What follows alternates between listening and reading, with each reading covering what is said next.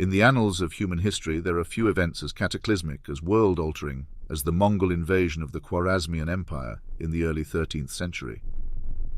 This was no mere border skirmish, no petty squabble between rival kingdoms.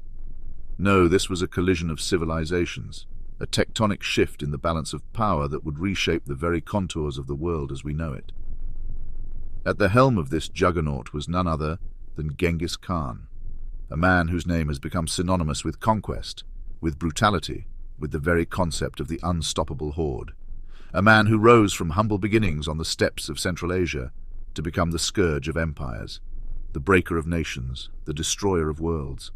And yet, for all his martial prowess, for all his strategic genius, it was not merely force of arms that propelled Genghis Khan to victory. No, it was something far more insidious, far more devastating.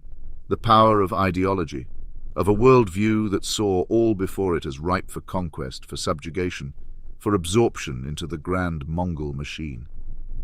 The Khwarazmian Empire, for all its wealth, for all its splendor, for all its pretensions to greatness, was but a lamb to the slaughter before this onslaught. Its rulers, fat and complacent on the spoils of their Silk Road trade, had grown soft, decadent, ripe for the picking. They had forgotten the first rule of empire, that power is never given, but always taken, and that those who fail to defend their borders will soon find themselves without any borders at all. And so, like a wolf among sheep, like a whirlwind across the steppes, the Mongol horde descended upon the Khwarazmian lands. Cities were razed, fields burned, populations put to the sword or driven before the invaders like chaff before the wind. The great libraries of Samarkand and Bukhara, repositories of centuries of learning and culture, were put to the torch, their priceless manuscripts used as fodder for the horses of the Mongol cavalry. It was a holocaust, a cataclysm, an apocalypse of biblical proportions. And yet, in the grand sweep of history, it was but a footnote, a prelude to the greater horrors that were to come.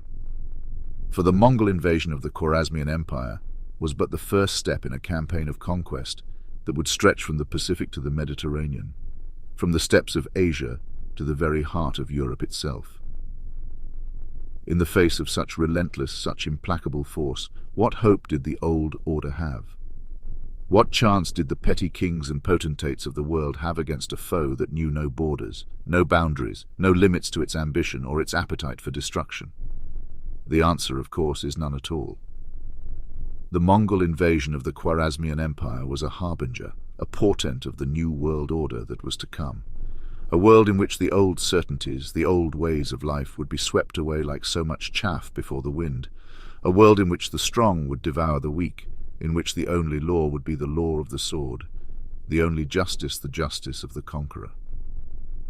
It is a world that we still live in today, a world shaped by the legacy of Genghis Khan and his Mongol hordes, a world in which the strong still prey upon the weak, in which borders are still mere lines on a map, to be redrawn at the whim of the powerful.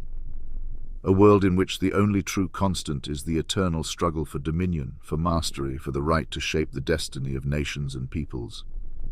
The Mongol invasion of the Khwarazmian Empire was a turning point in human history, a moment when the old world died and a new one was born. It is a reminder, a warning, a lesson that we forget at our peril. For in the end, the only true border is the border between civilization and barbarism, between order and chaos, between the light of reason and the darkness of the abyss. And it is a border that we must defend with all our might, with all our will, with all our courage and conviction. For if we do not, if we falter, if we fail, then the hordes will come again, and all that we have built, all that we have achieved, all that we hold dear will be swept away, like tears in rain, like dust in the wind, like the forgotten empires of old.